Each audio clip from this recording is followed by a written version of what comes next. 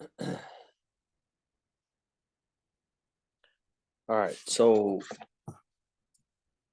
we're going to go over a couple of things. I think there's a lot of good discussion and important points in the Telegram today. Um, and this is something that I've been meaning to discuss anyway. So, um, what I wanted to do was really illustrate the math of fat loss. We're being visited by Sphinx the cat right now. So I think she has some important things to say about calories. So see what she has to say. But so we've discussed this. We're looking for 2 ounces of fat loss per day, and the way we can get that is we're doing our 1,800 calories plus our 10,000 steps, and that gives our 2 ounces. Now, if we do this every day, we're accumulating, right, 2 ounces of fat loss per day.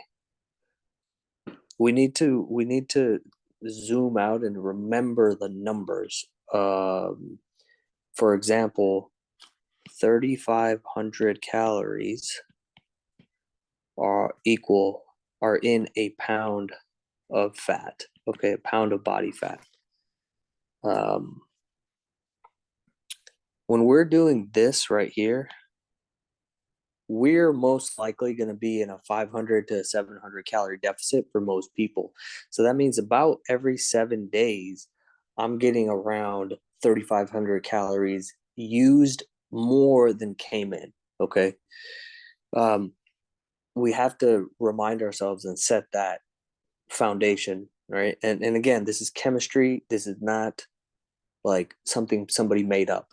This is not something somebody made up in the fitness industry. It's physics and chemistry. Like, you can measure this. Like, there's a great demonstration by this scientist and professor who showed, like we've talked, like uh, the majority of fat is leaves your body through respiration. You breathe it out, and so that the carbon dioxide that you breathe out has weight, and you can measure that weight leaving your body. So it's not like, a lot of people don't know where the fat goes. They think you sweat it out or you pee it out or something like that. That's not how it is. So we know this, we understand this. It's physics, it's chemistry. Then we can start to look. I'm trying to get, and so 2 ounces is about 60 grams, right? We'll just use 2 ounces. Okay. We got week 1 over here. We got Monday, Tuesday, Wednesday, Thursday, Friday, Saturday, Sunday. So on day 1, we hit this. Okay. We lost 2 ounces. Day 2, we hit that. Now we're down 4 ounces. Day 3, 6, 8, so on and so forth. You get the idea. Okay. So week 1, 2, 3, 4. All right. And if you're hitting that number, right, this kind of just assumes, we'll just make the number simple. We'll say we're in a 500 calorie deficit, right? And so at some point, let's say you overate by 200 calories. In the grand scheme of these 30 days, a few days where you overate by 200 calories, 300 calories, there's a couple of things that you need to remember. One is that there is now a upper constraint since you are tracking. What happens when we don't track is we start to feel bad, and we stop. We have no idea how much we've eaten. So, and if you retroactively went back on one of these days and measured it, you'd be like, holy shit, I ate 4,000 calories, 5,000 calories.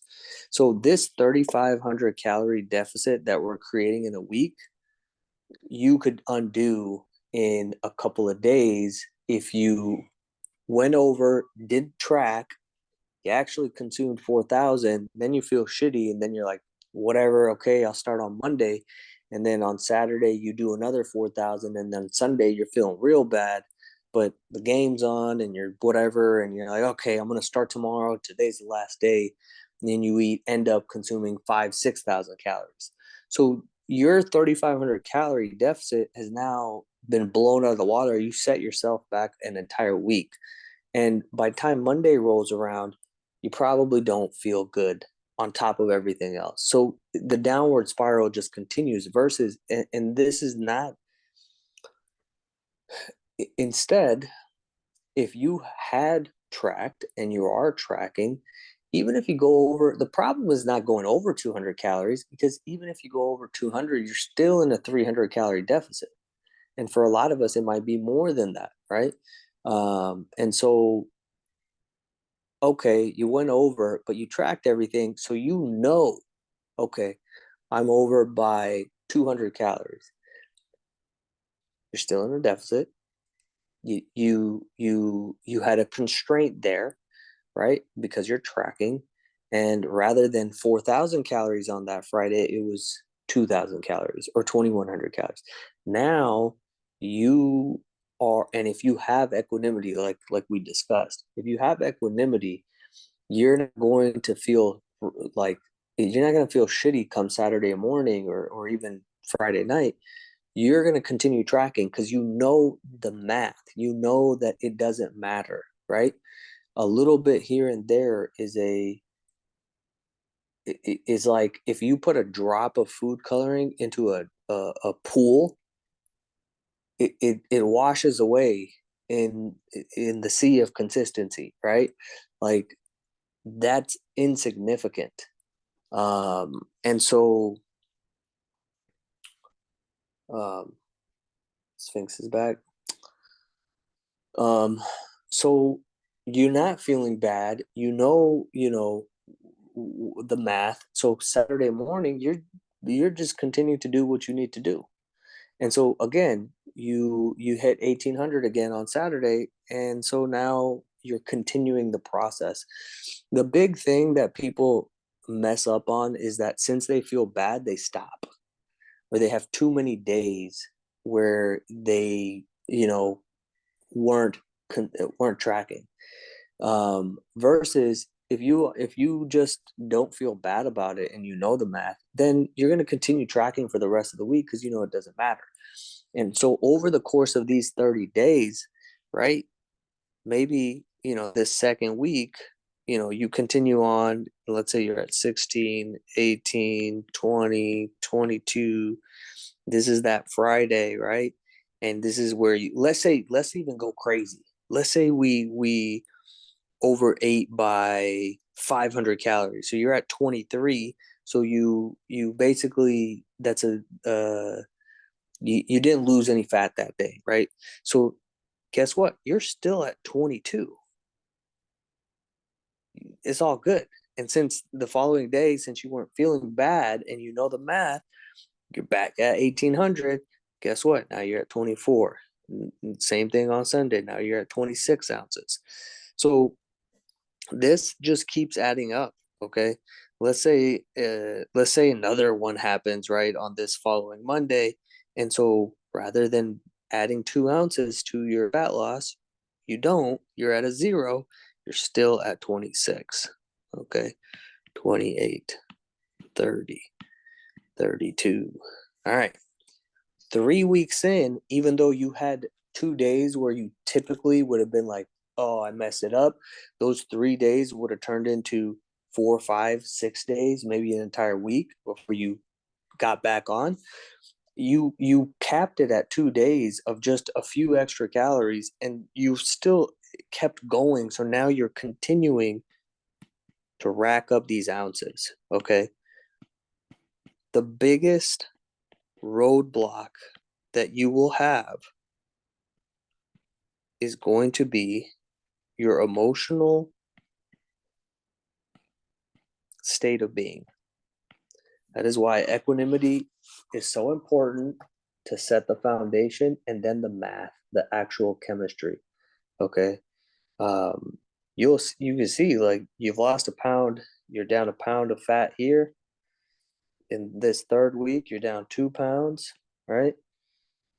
On the Thursday, then 1, 2, 3, 4, 5, 6, 7, 8, 9. So yeah, and then in this third week, you're down 3 pounds total, right? So you have to understand these things so that you stay calm and relaxed while all this stuff is happening. The more emotional you are, the more disturbed you get, and dramatic you make it, you're just not going to rack up the days. So it's not about being perfect. It's about racking up more days in the month than you have been doing in the past, right? And so I really, that one, thing, that the one question that I asked, which was, uh, out of the last 100 days, how many of those days were under 2,000 calories, and how many days did you hit 10,000 steps? Since we know we weren't tracking, we can safely assume that a large majority of those days were way above 2,000.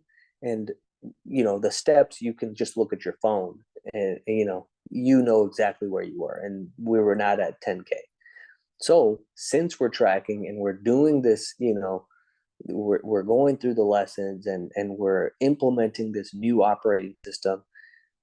In the next 100 days, how many days do you think you will be over 2,000 calories and under 10,000 steps? Probably, we can safely assume not very many, right? And so if you do the math, like, this is what it all comes down to, right? Um, like I said in the messages, like, I actually, there's no perfect. It's just, what are you doing more often? I have not been perfect the majority of the last 15 years. I'll set a target for 1,800 calories, and I'll notice if maybe I'll do this one day. We'll look back at my Fitness Pal entries and see, like, oh, these moments where I lost a bunch of body fat and got really lean, even though the target was 1,800, I was actually at 1,900, 2,000 calories, 2,100 calories, 18, and frequently, and yet still got ridiculously shredded. And same thing with training. It's not about being perfect. It's about showing up consistently, and not, like, even the sense of, like, we think this is bad, but it's not bad.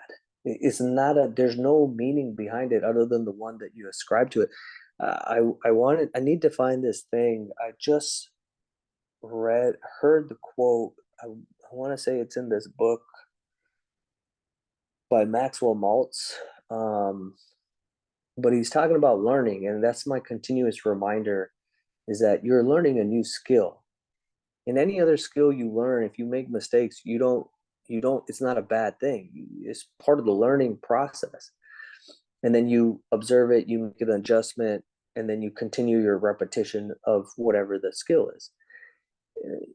This is no different. You're learning a new skill, right? And so we have to remind ourselves continuously of that. Otherwise, you're in for you know, a bumpy ride, and which is why most people never make much progress. But I just want you to see the power of, like, this is literally the math right here. Okay. Do not freak out. Do not allow the habit of being emotionally disturbed and frustrated to derail you. Um, be calm, track everything, be relaxed, remember it's a skill, and watch the magic happen. And just to, like, reiterate, like, you guys are doing a phenomenal job. Like, obviously you can see from the conversations, um, of actually implementing and practicing this stuff. So, I'm really looking forward to the next 100 days, because like you guys are gonna see some crazy things, better changes than you've ever seen physically, but also in the most peaceful way, which is why it's called the Peaceful Abs Project.